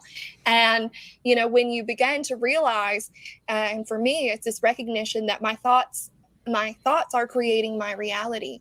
And so within that, I'm thinking these things, and then they're showing up, But if other people don't believe that and believe the polar opposite, that's true too. that's Absolutely. true for them. For That doesn't them. make it not true for her. Right. Right. But someone else believes the opposite of what you believe, and it's true for them, it's true for you. So I guess it's all equally true. I would imagine we can put both sets of beliefs on equal footing. Yeah, because no matter what you believe, it's going to become true for you, because it's going to manifest in your reality. But Mary doesn't believe that. Right. But whatever she believes, her not this one core belief, Yeah. all of her individual beliefs Mhm. are still becoming real for her. Mary doesn't believe that. But it's still happening, She doesn't believe that. and that's fine. And she thinks Man, this just That makes is me it makes me think of the person stuck in the wheelchair, and how we think about that person, right? Or the vegetable, and whether or not they're really still a person still. Or the amputee. Yeah. Anyone we would be empathetic to who is in a situation that cannot be fixed ever. Yeah. And, With our current technology, yeah. Are we unable to imagine their internal state and how they couldn't overcome something from their perspective? Huh. Yeah. And I think this exchange also relates to what Dali was saying, that what I'm doing here is at this point, I realized they can't step outside of the belief. They can't. There's a perspective taking problem here that they're saying that she can believe what she wants. Mary can believe what she wants, and it's true for her. But if she only saw what we saw, then she would know that what we're seeing is true. And it can't step out of the perspective. And that's my goal here. Right. And I'm not doing a good job. It doesn't work, but that's what I'm thinking. And you also kind of sort of touched on the whole is your subjective understanding relating to the object. Wow, how did you put it? Like you're basically asking if there's objective truth, and they're saying there's subjective truth, and you're asking kind of, is that objectively true? Yeah, I know. Right. You're like being like, is that objectively true? And you're like kind of trying to put that into a question, and it's just so hard. Yeah, it's hard to do that. Yeah, just a large part of what's motivating the belief seems to be like, she used the words manifest. It's just getting what you want out of life. And like, what I would ask questions like, what's the second best way to get to that, to do that without using whatever she's doing, without manifesting? If manifesting wasn't available to you for some reason, how would you go about it? Yeah. Mm-hmm. Yeah. How would you go about getting what you want in life if you couldn't manifest it? Oh, wow. Yeah. That's a great way to wow. Do I not think that they could take that on? I don't think they could take that hypothetical. Could they not do that? No, I don't think so. I think they would define manifesting as anything, any way by means you achieve a goal. All ways you achieve goals are manifesting. Therefore, there are no ways that you could achieve a goal without manifesting. Yeah. Yeah, it couldn't be shown to me. What question would you ask right now, Dali? I'm curious. Different than what Mark said? Gosh. Do you want to go back a minute? We'll have watch another. But I didn't mean to put you on the spot, but you do such a good job summing up what other people might be thinking. Yeah. I've been working on thinking about their perspective rather than what questions I would ask. So I've been thinking on that side. Yeah. Dali's exceptional at that. Yeah. Okay. Beliefs are still becoming real for her. Mary doesn't believe that. But it's still happening. She doesn't believe that. And that's fine. And she thinks that is the truth. And you think you believe and this is the point, right? If somebody else thinks that your beliefs aren't changing the external world, is that inhibiting your ability to actually change the external world with your beliefs? I don't think they would think so at all. Is it like Dragon Ball? I think that they only I think they think the only resistance is on the people who don't accept the way they know how it really works. Yeah. Reality is not a zero-sum game in this world.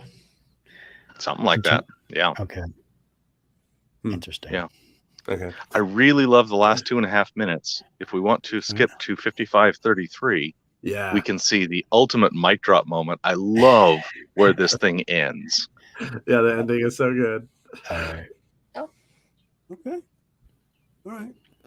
And I think this kind of comes in line with collective beliefs. And that's where a lot of the friction is right now, as we're seeing where, half of the population may believe one thing and the other half believe the other. And there's this conflict that comes. Well, if there's a 99% collective belief, let's say, that, in history, we could probably say this is true. There's a 99% collective belief that the sun circles the earth. Yeah. Does that make it true? Yes, because we create that. We're if a lot of people believe it. If 99% of the people believe it, that the sun circles the earth, we can make that true. Yes, that is the power of collective consciousness. And the 1%, I mean, you still have that 1% that's like, no way, that's true. That doesn't happen. Like, we're not moving. The sun's not moving. So, it's still going to. Yeah. Yeah, this is great. It's like a combination of number 5 and number 10. And for somebody who's taking number 5, literally, let's just keep that one on the screen for a second. Whoops, did something with there we go. if this statement were true and everyone believed it was true and then changed their mind,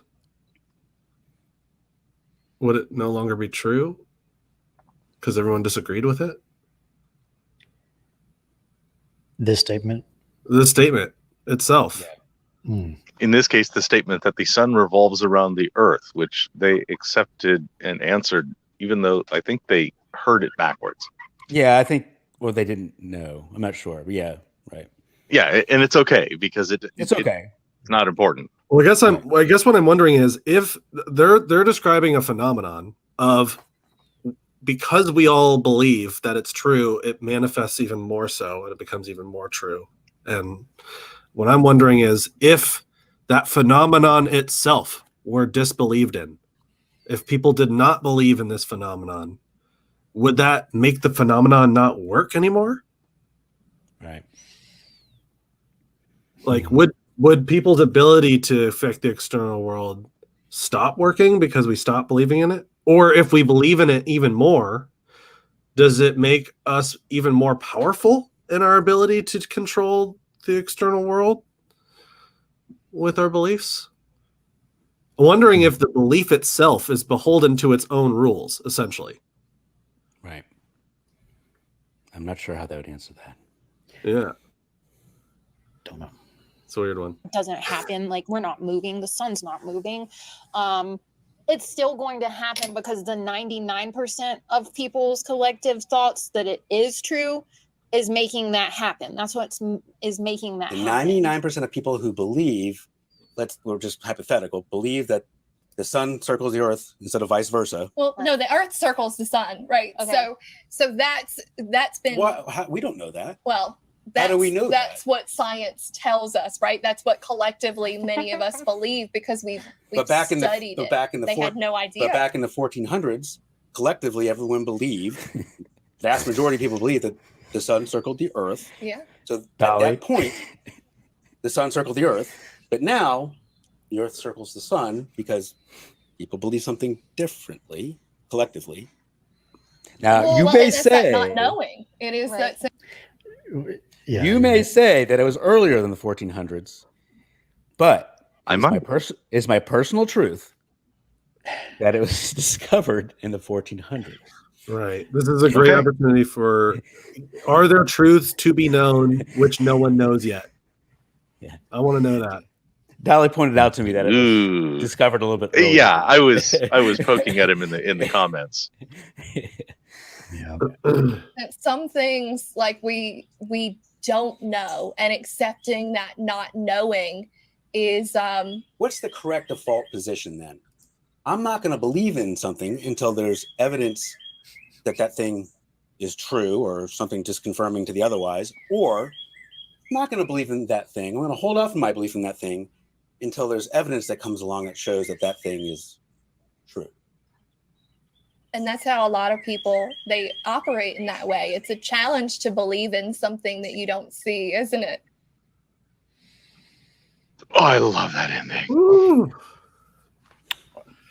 Where did it go from there, Mark? Give us a taste. Well, so yes, it's definitely a good place to end it.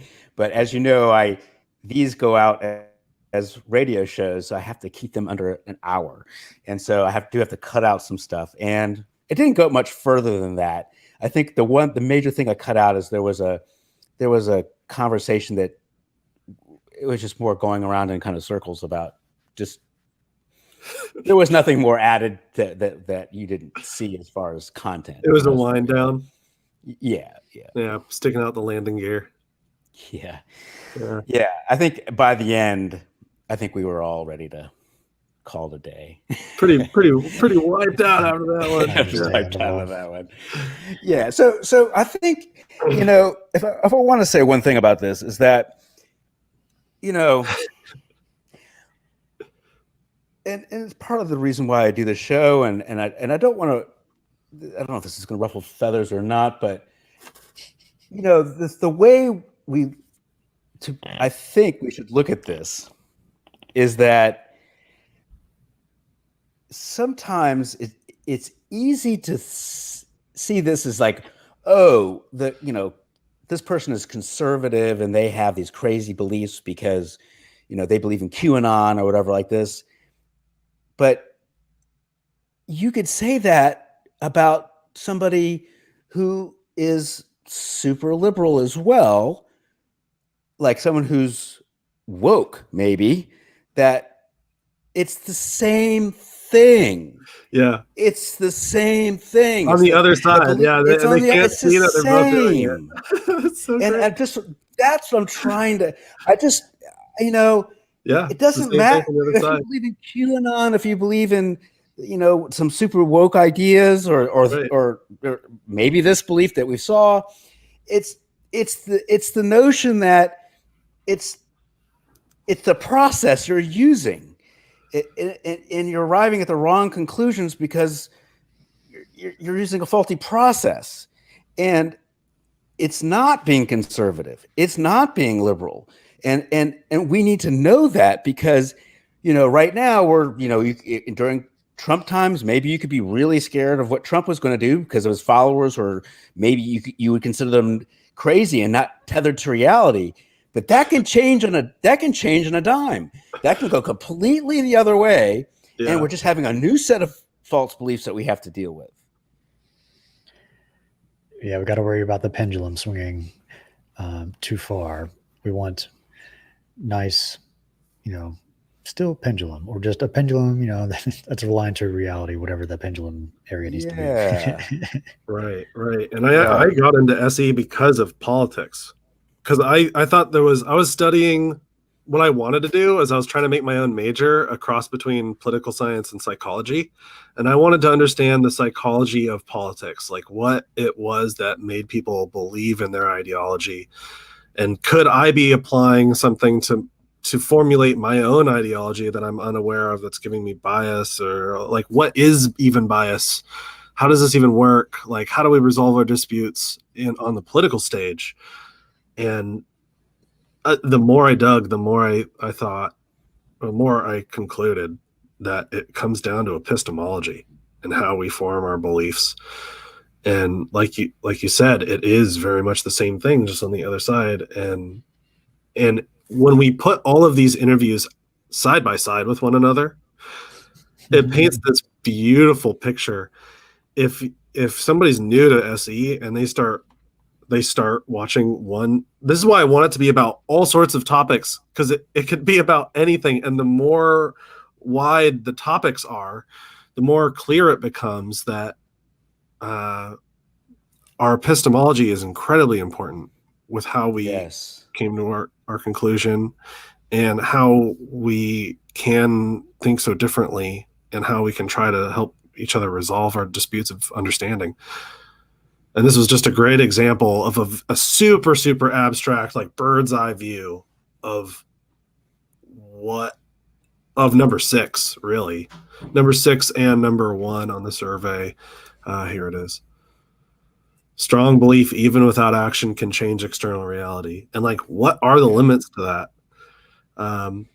And this can be interpreted in many, many different ways. And this is one of the main ones to interpret it. And then this is the other one. But the one I think that for conversations like these, I want to focus on 24, what it means to be mistaken, and whether or not that's possible with this idea, and coming up with a picture in our head of what that would even be if the idea was mistaken. What would be happening? Yeah. And I think my concern at this point is that, there's such a polarization that there's so much that's not tethered to what even it can possibly approximate, which is an objective truth. And this is why I really enjoy talking with you guys. I'm appreciative of it, truly, because through us talking about this, the power of conversation, to air this out, I don't know how else to do it. I don't know how else to drive the point home. I don't know what else could be done. Yeah, and I couldn't agree more. If it weren't for meeting like once a week or twice a week or whatever to do these reviews, I wouldn't have gotten better at this in the past year. And I really think that I have gotten better.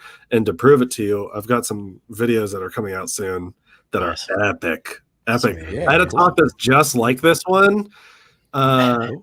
Except for it was out at a festival. I've got like a series coming out of me sitting at a festival, and I cannot wait to share it. Each one of them is an hour long, and they're all very much like this one about this. This was a great talk, by the way, and just really good work. And yeah, it's always good to figure out and like kind of get new jar the brain for better questions and different ways to approach how we're thinking about the way our conversation partner is conceptualizing these philosophical ideas. And yeah, it's so much fun. Yeah, it is fun. Yeah, that's all I've got. Dali, what did you think about the talk? Overall? I absolutely loved it. And anybody who thinks we skipped over important parts, it's down in the doobly-doo. You can go see it yourself and see the 20 minutes or so that we skipped out of it. And it was very watchable the 3 times I went through it before today. Oh, goodness. It's a great more than I did. Yeah. Well, thank you. I do appreciate it, guys. And I looking forward to doing this again soon. Same. Yep. Love it. Yeah. So we will do another SE review sometime next week. Don't know what we'll do it on, but be sure to just subscribe to Mark, subscribe to all of our channels, subscribe to the SE Facebook and Twitter and everything, and you'll figure it out. And, I'll do one more shameless plug for myself. Please do. Yeah, absolutely. In the description of this video, you can see all of our different channels there. Click on one of them. Mine's right here. And I've got I think it's going to be like a 5 or 6 part series speaking with a top SE critic, Daniel Ray. And he's my favorite SE critic. He totally is. Yeah, he's great. He's a good sport. I really do enjoy talking to him. Though we really get into it.